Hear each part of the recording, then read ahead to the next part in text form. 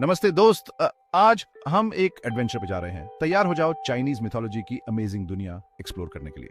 ये स्टोरीज हैं जैसे एंशिएंट विस्पर्स जनरेशन से चली आ रही हैं। ये हमें बताती हैं कि दुनिया कैसे शुरू हुई।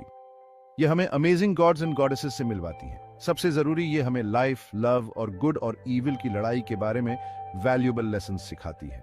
तो sit back, relax and get ready to be amazed.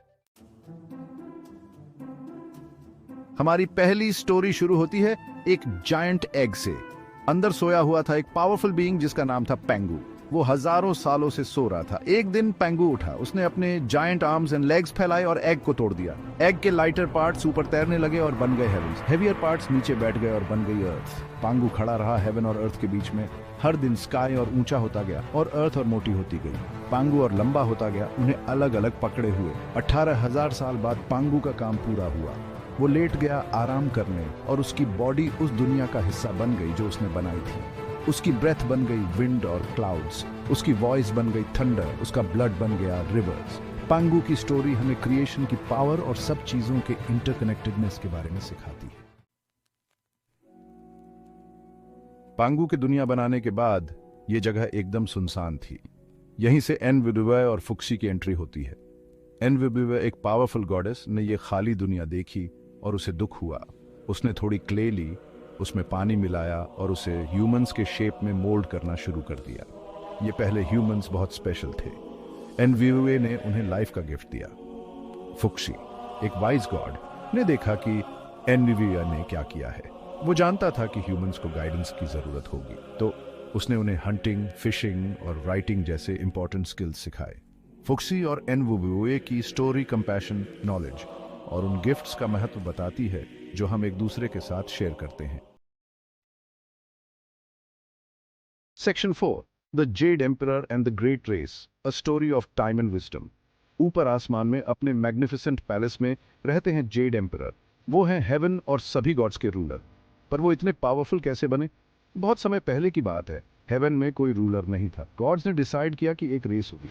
जो भी फिनिश लाइन पर पहले पहुंचेगा वो बनेगा जेड एम्परर। बहुत सारे एनिमल्स ने इस ग्रैंड रेस में हिस्सा लिया। रैट चालाक और तेज, उसने ऑक्स को ट्रिक करके अपनी पीठ पर चढ़ा लिया और फिर लास्ट मोमेंट पर कूद कर जीत गया। ऑक्स आया सेकंड। उसके बाद tiger, rabbit, dragon, snake, horse, goat, monkey, rooster, dog और पिग। और ऐसे जेड एम्परर ने बनाया 12 ज़ोडिएक एनिमल्स। ये स्टोरी हमें स्ट्रैटेजी, परसिवियरेंस और टाइम के साइकिल का महत्व बताती है। Section 5, the 4 dragons, compassion in the face of suffering. एक समय की बात है, एक बहुत ही भयानक ड्राउट पड़ा था। जमीन सूखी और फटी हुई थी।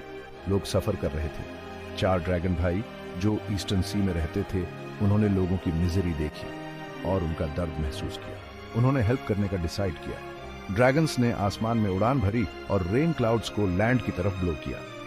लोग खुश हो गए, लेकिन जेड एम्परर गुस्से में थे। उन्हें लगा कि ड्रैगन्स ने अपनी हद पार कर दी है। सजा के तौर पर उन्होंने उन्हें चाइना की 4 बड़ी रिवर्स में बदल दिया। अपनी पनिशमेंट में भी ड्रैगन्स ने लोगों की हेल्प करना जारी रखा और उनकी क्रॉप्स और होम्स के लिए पानी प्रोवाइड किया। ये स्टोरी हमें सिखाती है कि कंपैशन और सेल्फलेसनेस ऐसी क्वालिटीज हैं जिनकी तारीफ होनी चाहिए, चाहे कितनी भी एडवर्सिटी क्यों ना हो। सेक्शन 6, हुई एंड चंगी, love, sacrifice and the quest for immortality. हमारी आखिरी स्टोरी है लव, सैक्रिफाइस और इमॉर्टैलिटी की चाहत के बारे में। हुई एक स्किल्ड आर्चर था, इतना स्किल्ड कि उसने अर्थ को जला रहे 10 में से 9 सन्स को शूट डाउन कर दिया था। रिवॉर्ड के तौर पर गॉड्स ने उसे इमॉर्टैलिटी का एलिक्सिर गिफ्ट किया। हुई अपनी वाइफ चंगे से बहुत प्यार करता था और उसके बिना नहीं जीना चाहता था। उसने उसे एलिक्सिर दिया ताकि वो उसे सेफ रखे।